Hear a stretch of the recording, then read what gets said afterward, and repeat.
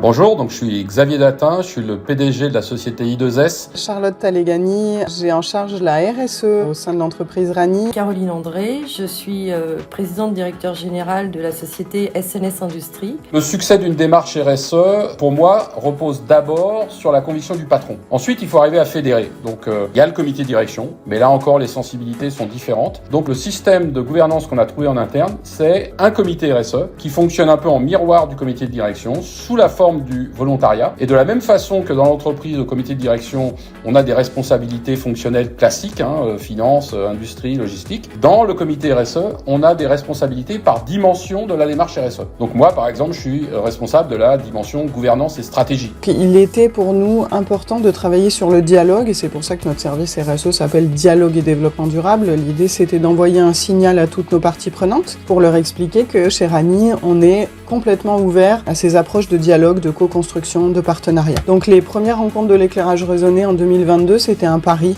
qu'on a fait en interne d'inviter des parties prenantes pour une journée, partager nos problématiques, entendre celles des autres et peut-être fédérer ces parties prenantes autour des enjeux qui sont communs. On n'était pas du tout sur un événement business, l'idée n'était pas de mettre en avant notre offre commerciale, mais bien de travailler sur les enjeux à résoudre ensemble, qu'ils soient pollution lumineuse, cycle de vie des produits, approche sociologique de la démarche et ça a été un succès. L'événement a été annoncé comme un rendez-vous de dialogue entre les parties prenantes et la démarche a été saluée par de nombreux acteurs. On avait des astronomes, des écologues, des élus, des bureaux d'études, des associations. J'ai mis en place en fait comme un comité de direction. Je l'ai appelé la revue des managers. Ce sont mes plus proches collaborateurs, ceux avec qui j'interagis au quotidien pour leur transmettre en fait des directives qui vont avec un sens très environnemental, humain, sociétal et donc ensemble on va prendre des décisions et ces décisions on va travailler au travers de KPI et avec eux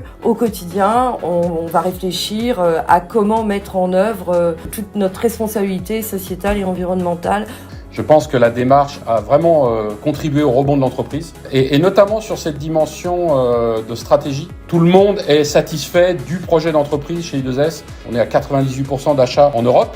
Et on met un point d'honneur à ne rien acheter en Chine. Le fait qu'on mène tout un tas d'actions pour nos collaborateurs, par exemple des plans d'action gratuites, ça c'est relié à la gouvernance, font que globalement notre turnover, même dans des métiers très techniques comme les nôtres, il est inférieur à 5%. Clairement maintenant dans les appels d'offres, on a des références à nos méthodes et ça encore, là encore c'est un avantage. On a une vision stratégique partagée et en fait cette vision stratégique partagée, elle est intéressante parce que elle permet déjà, je crois que seul on peut pas faire grand-chose. Comme les managers vont participer à cette vision stratégique, ils sont pleinement investis et puis nécessairement d'être plus performants et donc de faire plus de business.